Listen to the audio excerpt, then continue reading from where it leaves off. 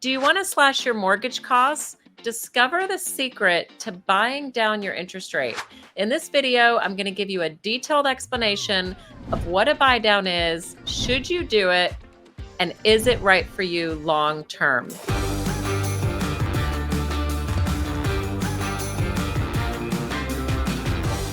I'm Jen Hernandez. I've been a lender since 1995. I've helped thousands of people get across the finish line, and I've had my share of helping people save thousands of mortgage with a buy down. Here's the main reason why you might want to buy down the interest rate.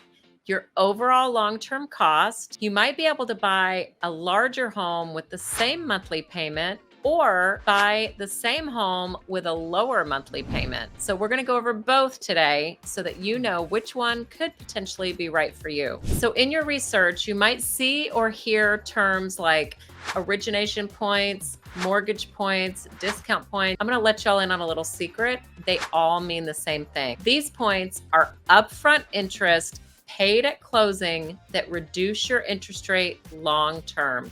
That's it. You can even use them on a jumbo loan, but only the permanent buy down. The temporary buy down is just for those first loans that I mentioned. So both of these buy downs, permanent or temporary, can be used on a conventional FHA, USDA, or VA loan.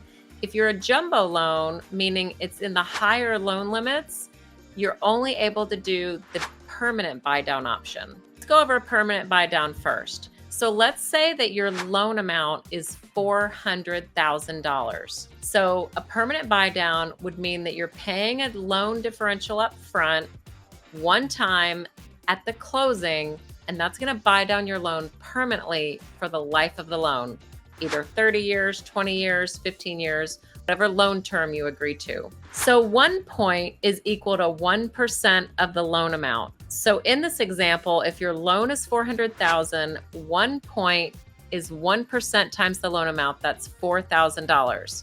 I have to always be even. They could be 0.625, 1.25. You catch my drift. 0.625 times 400,000 is $2,500. 1.25 times 400,000 is $5,000. So that's how the points are calculated. So on average, paying 1% is equivalent to about a 0.3 to 0.5% reduction in interest rate. I know what you're thinking. You're like, Jennifer, 1% buy down should equal 1% in interest rate. Unfortunately, it doesn't work that way. I wish that it did. Rates in these points to buy down are derived in the secondary market, the bond market, where the mortgage rates sit. Now, the mortgage rates most closely resemble the 7-year treasury. So if you want to know what rates are doing and if they're likely to go down, you can just do an internet search, look for the 7-year treasury, and kind of check out in the graph what it's been doing, if it's been going up or down. So those basis points for the acquisition of these treasury bonds is translated over to the mortgage companies, and that's what's given on a daily basis for the cost to buy down these loans. You can check out more information on how rates are calculated in my video, How Mortgage Rates Are Calculated. I'll put that link down in the description for you. Okay, let's say in this example of a $400,000 loan, you pay 1.25% points, which was the $5,000 upfront cost. And instead of 7%, your interest rate was 6.25%. So I took the payment for 7% and I took the payment for the 6.25%, and I get a difference of $198. I divide that into the 5,000 that it was the upfront cost, and I get the number 25. What that 25 means is that it's going to take 25 months to recover the cost of the buy down of that money that you paid up front. Now, is it worth it? What you need to ask yourself is, am I going to be in this house long term, or am I going to be in this loan long term? If you're in a high interest rate environment right now, which actually right now at the time I'm making this video, we're in a high interest rate environment. What do you think the probability of the interest rates coming down that could trigger a refinance for you? What's the probability that that's going to happen in less than 25 months? Now, you want to make sure to check out my video. I'll put it in the description for later on about refinancing and exactly what refinancing means. So likely in a high interest rate environment, you're going to be able to refinance that possibly in 25 months. So Talk to the people that you depend on advice for, talk to a financial advisor, talk to your mortgage lender about what they think about these rates, what's trending, and are they going to go down in the time before your buy down has its recovery period. So what's the downside of a permanent buy down? The downside is that you paid the upfront differential of $5,000. Rates went down in a 12-month time period, let's say, and you lost kind of that 12-month benefit. So in other words, you paid more than you've recouped, and therefore you're upside down. So that's the risk. The upside, though, is that you're still in the house in 25 months. You have your lower interest rate, and then you recover. Let's say rates don't go down. You're at the lower rate, and you're saving money at that lower rate after that 25-month recoup time passes. Now, there's also a way that you can get the seller to pay these costs of buy down through something called a seller credit. Now, you also want to check out our video that I'll put in the description about a seller credit. What is it? How do I get the seller to pay it? And you'll learn all the facts in the video. So now we're going to talk about a temporary buy down. Now, a temporary buy down is different than a permanent buy down because it's just that, it's temporary. So you can do a buy down for 1 year, 2 years, or even 3 years. Now, you've got to be cautioned in this one. The cost does have to be paid for by the seller. It's mandatory. Lenders won't let the buyer pay for it. So it's imperative that you negotiate closing costs up front at the time that you present the contract. If you do the 2 or the 3 year buy down, the costs can be pretty hefty. So going backwards and getting a seller to do that after the fact can be super tough. And I haven't seen that happen quite often. The temporary buy down is not available on jumbo loans.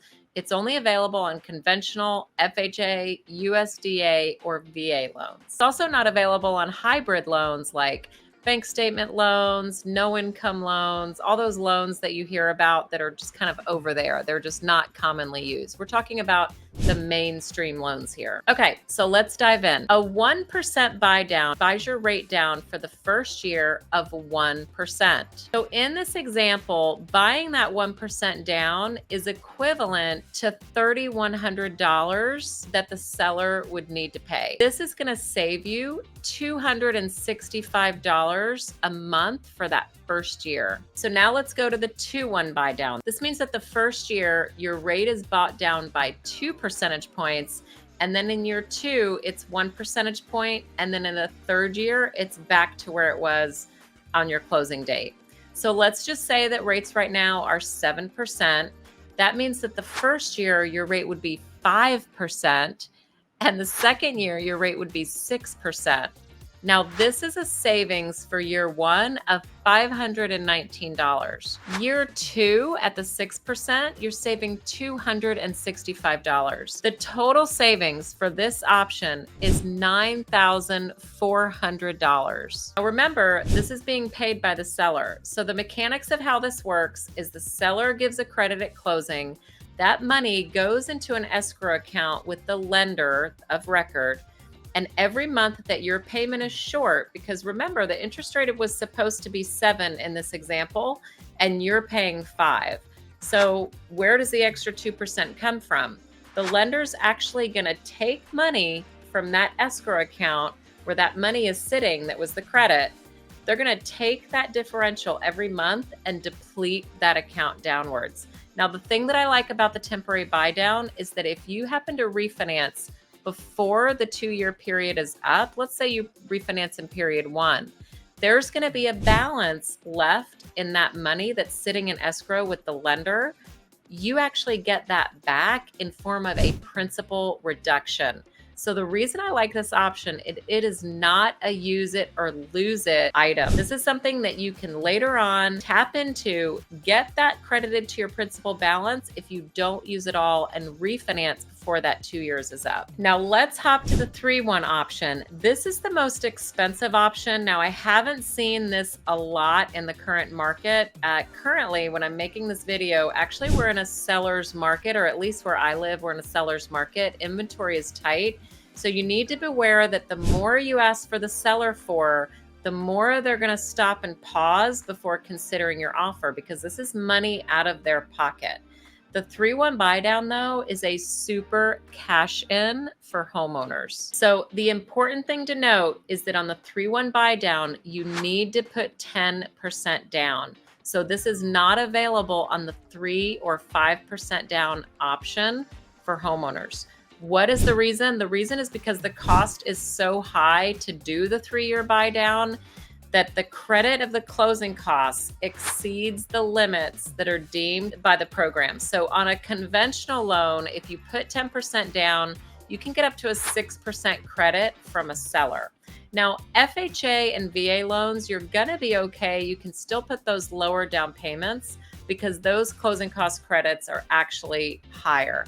So the conventional loan is the one where you're going to need to put 10% down. So in the 3-year buy down example, that same example of the house of $425,000, your loan amount is, let's say you're doing an FHA loan. You put 5% down and your loan amount is that $403,750. Your total savings over a 3-year period is $18,000. That's amazing. It means that year one, your payment wasn't on a 7% rate, but a 4% interest rate. So just to recap, the benefit of a 2-1 buy down or 3-1 buy down or a 1-year buy down is that you get to lower your monthly payment for a few years into the loan. The other thing that I like is that you get to reap the benefits of the buy down still, even if you don't use it all before the end of that term. Remember, it's credited to your principal balance if you decide to refinance before the term is up. Now, the con of this 2-1 buy down, 3-1 buy down, or the 1-1 buy down is that it can get expensive. The 2 and the 3-year are more expensive, so we don't see these as often. It really takes a motivated seller to make this happen. So make sure that you use a realtor. This is actually one of the benefits of using a realtor. You get to have help negotiating. Like if you don't buy houses every day, you're not as skilled at talking to sellers. How should I say it? What do I do? Realtors are used to this, y'all. In fact, you're probably wondering, what are the other benefits of using a realtor? I'd love you to hop to my next video about all the realtor benefits of using a realtor on the purchase of your next home. Thanks for watching. We'll talk to you soon.